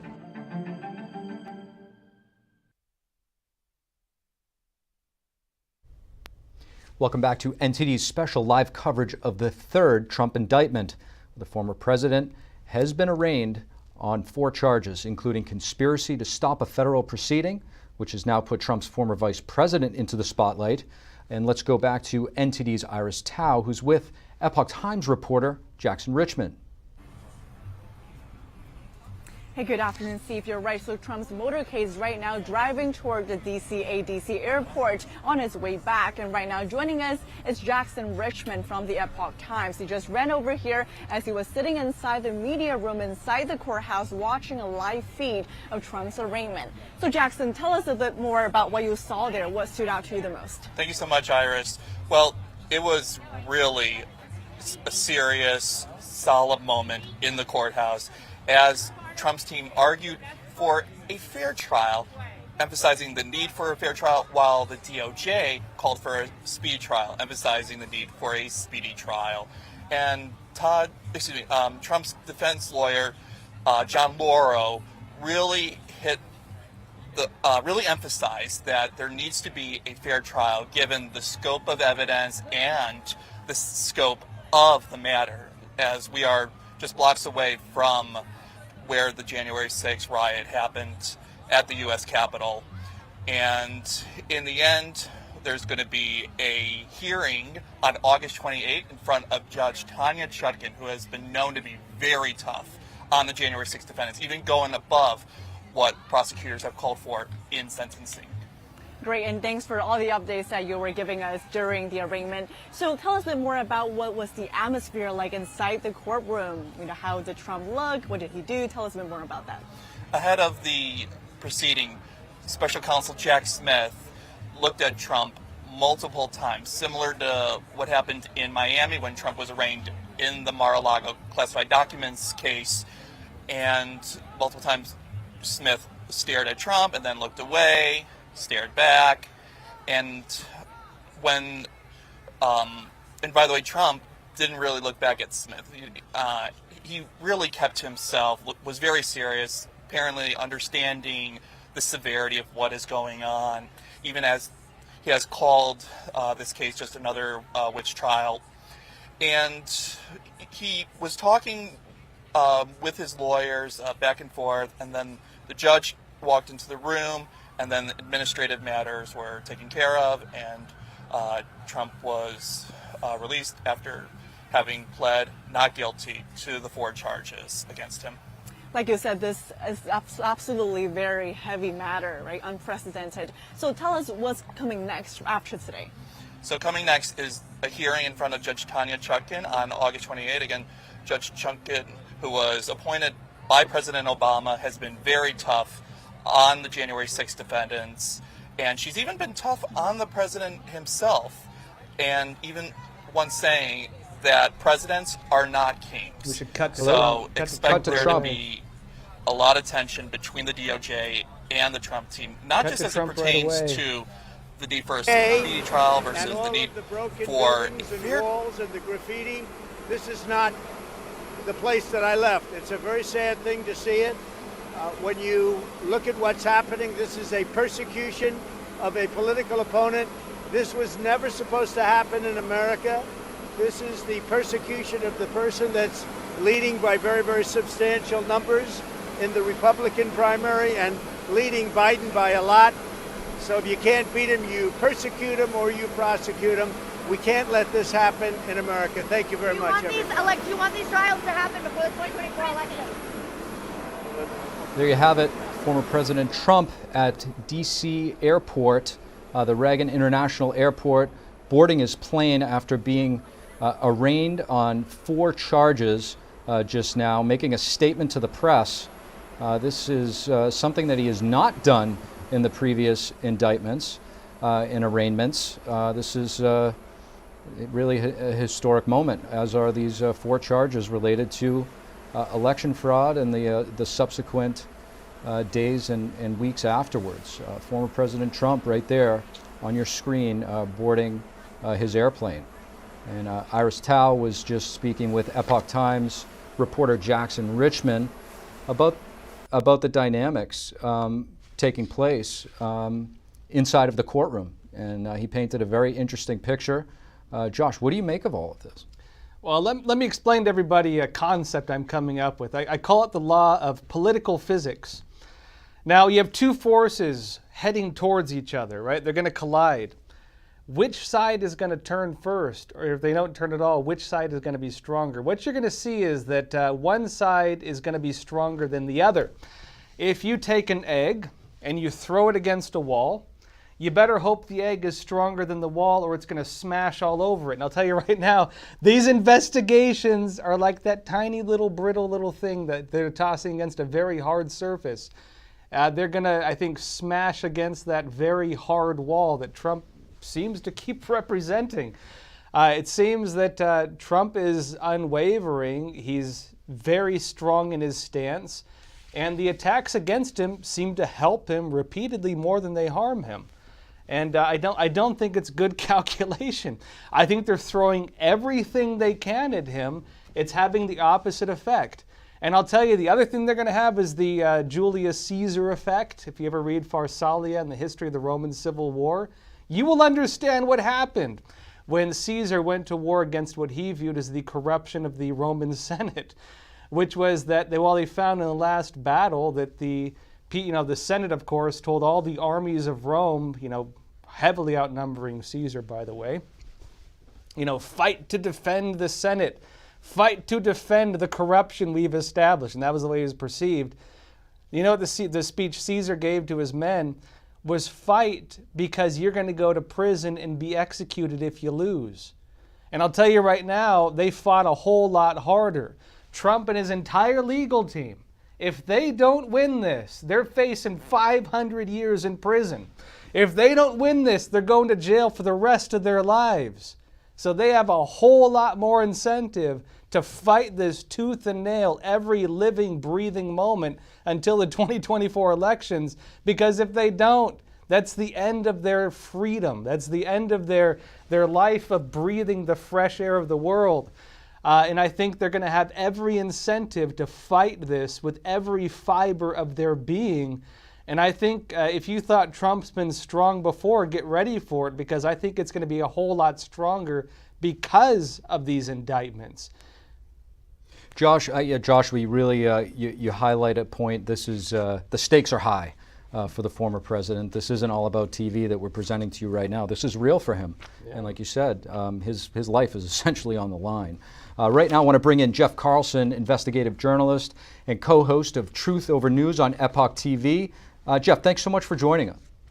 Hey, thanks for having me. Great to see you both. Of course, Sorry, Jeff. it's on such a poor day. Jeff, the House Select Committee on Weaponization has been established. There's been a lot of concerns out there that specifically this indictment, but you could argue maybe some of the others as well, could directly be related to some of that weaponization that's being charged, specifically when it comes to Russiagate. What are your thoughts? Well, I mean, first of all, it almost seems like it's inevitable that we have major news that comes out on the Biden side of things, and you can almost just have a countdown to an indictment showing up. You know, we're now on indictment 3, and of course it comes right on the heels of the Devon Archer news, which should be dominating the airwaves. But of course, you know, you have the New York Times and Washington Post. First couple days, they just did everything they could to ignore it, and now they're coming out with pieces, you know, that are catered trying to dismiss it. So, you know, I think a lot of this is being used as camouflage to distract. And it's pretty easy to do, frankly, when you've got the mainstream media that's not going to carry any stories on the one side, but will have, you know, the Trump indictments front and center, as ridiculous as this one is. Joshua. Yeah, well, Jeff, you know, one thing I've been saying is, well, the funny thing with these charges are, I'm looking at them, they read like everything the Democrats did. You know, defrauding the American people, conspiracy to defraud the United States, attempts to obstruct official proceeding, conspiracy against rights, notably trying to encourage dueling electors. Joshua, what do you mean by that? What did the Democrats do? Well, I'm talking about the Trump-Russia scandal. You know, the way they fabricated these lies, paraded them around the United States, and used them to undermine an entire presidency and an attempt to get the, you know, president of the United States, first of all, not even elected, tried interfering with the election with it, and then second of all, tried to remove him from office using it. You know, Jeff, I know you've been one of the main guys on the front lines exposing the whole Trump-Russia thing.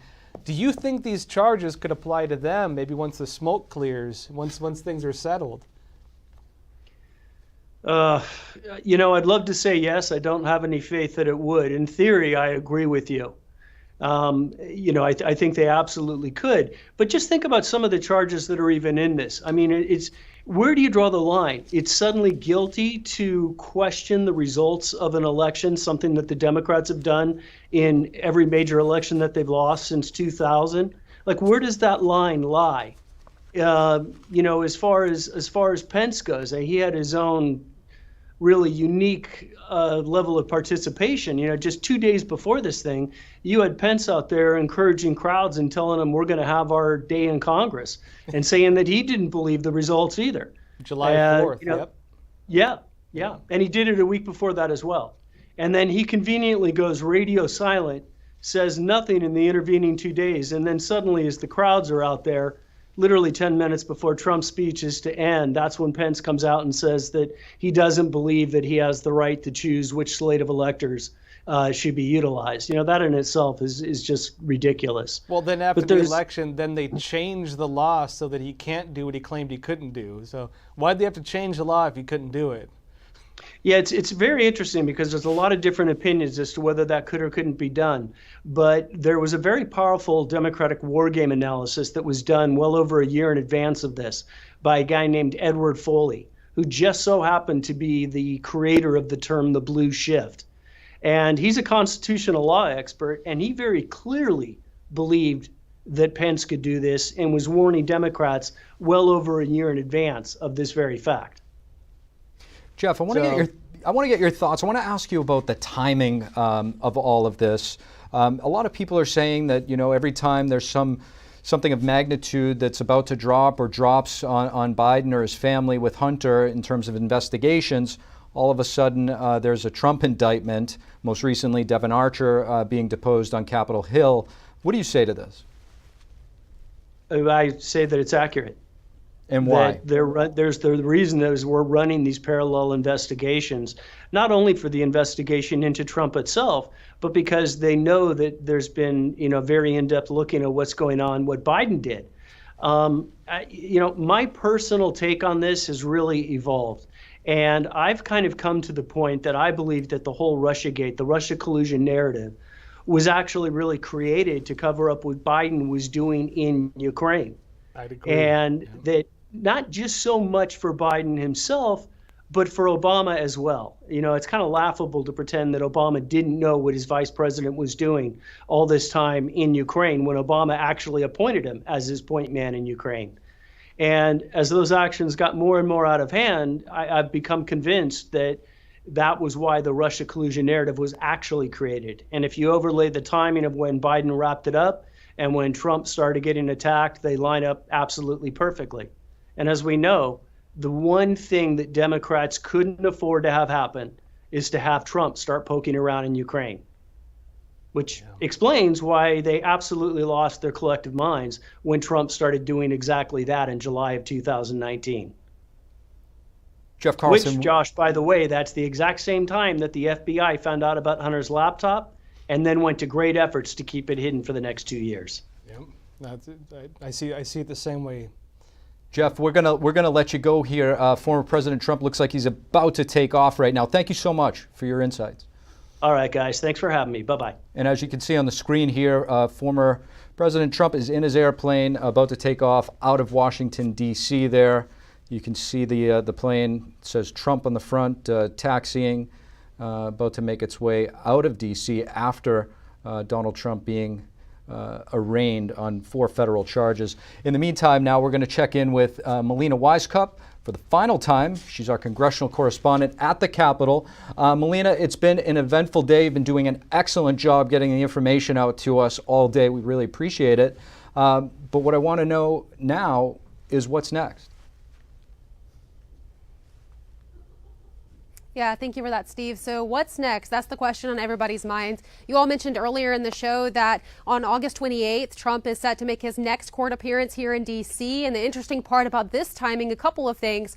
First, this is around the same time that Trump is expected to be facing that 4th indictment in Georgia. And Georgia could be a more serious case, like you mentioned earlier, Steve. And we saw a comment from the sheriff in Fulton County saying that he's planning to be even more tough on Trump in that indictment if it does happen, saying that they're not planning to give him any special treatment, they call it, that he's received in these first 3 indictments. They're planning to maybe do a mugshot, perhaps, which is something that Trump has not had yet to face in these first 3 indictments. Another thing interesting about this timing, this August 28th next court appearance here in D.C., is that's just days after the first Republican presidential candidate debate. So that's a very interesting timing for former President Trump. Trump has not yet commented on whether or not he will be able to make that presidential debate. Just speaking from experience, you know, we hear how bold he is, the comments that he makes. I mean, we heard him just moments ago before he took off on the plane. I would assume that he would be not backing down of that debate, but we'll just have to wait and see his comments for that. And of course, we can expect to see more comments from him as he attends even more rallies. He's back hitting the road next week. He'll be in New Hampshire for a campaign speech there. So he's just hitting the ground running, even when all these legal challenges are piling up, Steve. NTD's congressional correspondent Melina Wisecup doing an excellent job reporting for us from Congress. Melina, thank you. And next up we have Steve Friend. We're going to bring him in. He's an FBI whistleblower and senior fellow at the Center for Renewing America. Steve, thank you so much for joining us. Thanks for having me today. Steve, absolutely. So from your lens, working at the FBI, blowing the whistle on, you know, what we're maybe seeing play out right now, how are you viewing this? I think it just indicates the 2-tier system of justice that is now facing the country, and the DOJ and the FBI's willingness to reinterpret laws, to weaponize them. It's very reminiscent of the Joseph Stalin, find me the man and I will show you the crime. You look at just the slate of charges against former President Trump here, and it's reinterpreted laws, one intended for KKK, another one intended for tax documents with Sarbanes-Oxley. And it's just very disturbing to me because that's not in keeping with the true spirit of law enforcement. Steve, if you could just kind of enlighten us as to what you saw during your time at the FBI and what brought you to basically uproot your whole life. Well, I became concerned after being transferred over from working on child exploitation and child pornography investigations to work on January 6th cases. Unlike Christopher Wray told Congress during his testimony, that did actually happen to me. But I was very familiar with the way to carry forward investigations, and the FBI is departing from its rules for for investigating cases for January 6th. It's manipulating the statistics for domestic terrorism stats around this country and creating a false illusion that domestic terrorism is on the rise and it's around the country. And the FBI is also using some very aggressive tactics to arrest those individuals who were charged with crimes. And in my office, there was an individual who had pledged to be cooperative with us, and we were still sending a SWAT team to his house. So I brought those concerns forward to my frontline supervisor and not at the chain of command, but within 30 days, they facilitated my suspension from duty. Steve, how do you think we got to this point that we're at now, from your perspective? I think there's many people out there that still truly respect and appreciate the work the FBI does, and for good reason. What do you say to that? The FBI has certainly evolved over the last couple of decades since September 11th from a law enforcement agency to an intelligence collection agency.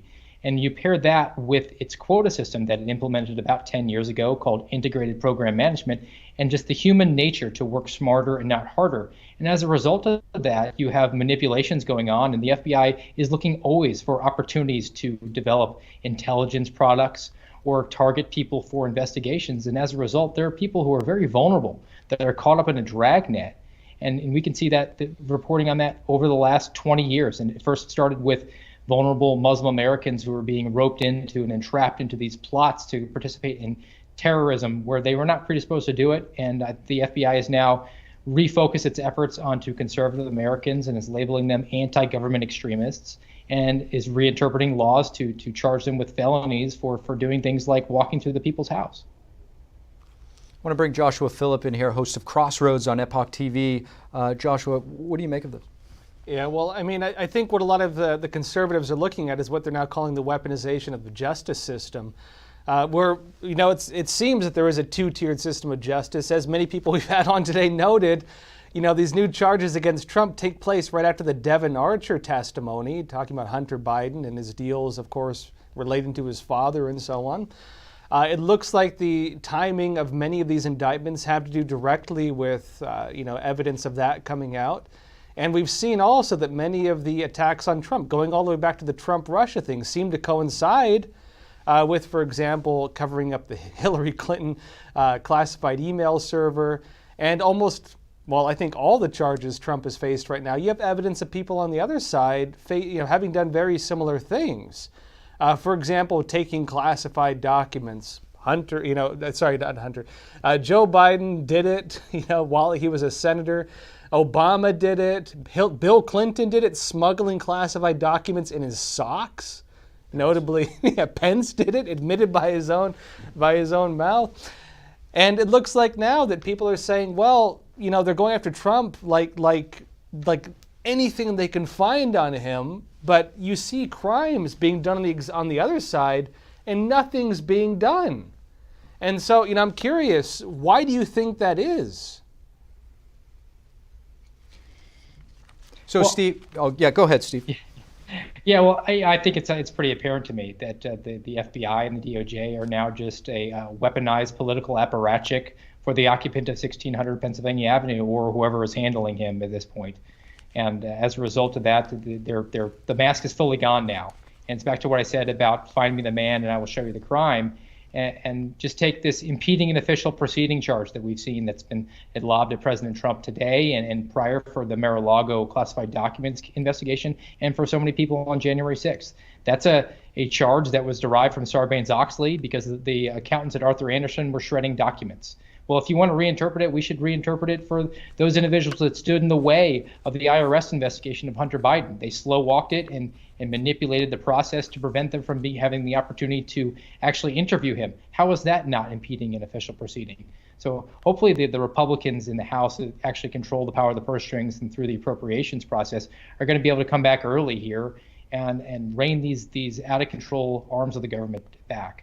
Steve, with regard to politicization or weaponization, however you look at it, I do want to read a statement here. President Biden said, he said this at a press conference in 2022. It's quote, "Well, we just have to demonstrate that he will not take power if he does run. I'm making sure he, under legitimate efforts of our Constitution, does not become the next president again." Now here we are, 3 indictments later. Yeah, he's definitely going after his political rival, but they might come up against a problem here. If the Trump legal team is actually prepared and wants to mount a legitimate defense, they're going to have the opportunity to actually show what their argument was for the 2020 election malfeasance that they were arguing a few years ago on behalf of holding up the certification of the electoral process. If he indeed did believe and had evidence of some sort of election fraud, then that sort of negates the accusations to him, because he was out speaking out, exercising his First Amendment right, and honestly did believe that the election should be stopped and he should retain his power as president. So the Biden administration might be actually caught up in this. They might have opened the door to the Trump legal team actually being able to present that argument to a very large audience in the country. Joshua? Yeah, well, I think the other thing we're to see actually too is that for the American voters, you can only charge someone so many times for the charges start kind of merging together. I think the public is going to stop even paying attention to the details of the charge and just say, hey, they're going after Trump again. Oh, let's see what else is on the TV. It's getting old. It's watching a rerun. It's like Groundhog Day. It's the same thing over and over again. And it looks increasingly like they're just trying to go after him. And they're seeing as well evidence on the other side that, hey, looks like they kind of committed some crimes too, and they see nothing getting done over and over again. Personally, I don't think this is going to work out in the way they think it's going to work out. I think, of course, the big elephant in the room too is that this is, as Trump keeps saying, the new form of election fraud. And that this is being done specifically to try to prevent him from running for president or trying to stop him from becoming president. Doesn't look like it's working so far based on the polling numbers, but we'll see how it goes. Steve, I want to get your thoughts. Former President Trump on Truth Social calling for a federal takeover, causing quite a bit of controversy. How do you think his comments are going to be or should be interpreted? Well, could and should are going to be very different here. I think that Selena Zito put it best, that so many of Donald Trump's admirers and supporters took him seriously and not literally. And I think that you just have to go through social media and sort of with that sort of lens to understand the frustration that honestly that he's been going through. He's had nothing but lawfare thrown at him in his quest to regain the presidency, and you can certainly understand that from the man. And he can look back and reflect on his time actually as president and see how the system sort of pushed back against him. So, I'm not looking to his words so much there, but I do think that there's a good case to be made that the Republican Party in general needs to respond to restore balance here, because it's just too often that they've rolled over and allowed this out of control leftist Democrat Party here to go after their perceived leader of their party, and also just weaponize the arms of the government against supporters of Donald Trump or just people who hold conservative worldview. And we're now beyond the point here where we can just say, well, we're going to move on, not a tit for tat. There needs to be actually an energetic response from the House. Yeah, well, and briefly on that too, looks like you froze. Briefly on that too, that the opinion of many Americans right now is Trump keeps saying, he says, they're not after me, they're after you. I'm just standing in the way. And when people see what happened to the J6ers, when people see how people going to protest at parent-teacher conferences and so like this, they start thinking it's coming for them. And they start seeing that, hey, if it can happen to Trump, it can happen to me. And they are going to start looking to the Republican Party and saying, well, what are you going to do about it? I think that you're going to watch, ironically, the political system shift in response to a lot of this. Steve Friend, we appreciate you joining us. I'm sorry, I think you might have froze there, but we appreciate your perspective. Thank you very much. And that is all for the special coverage. We really appreciate everybody joining us on the third Trump indictment. Thank you all so much for tuning in. If you want to hear more of Josh's insights, be sure to watch his show Crossroads on Epoch TV and NTD. And we'll continue our live coverage tonight on NTD Evening News starting at 6 p.m. Eastern Time. But until then, I'm Steve Lance. Stay informed, stay engaged, and remember to always seek the truth.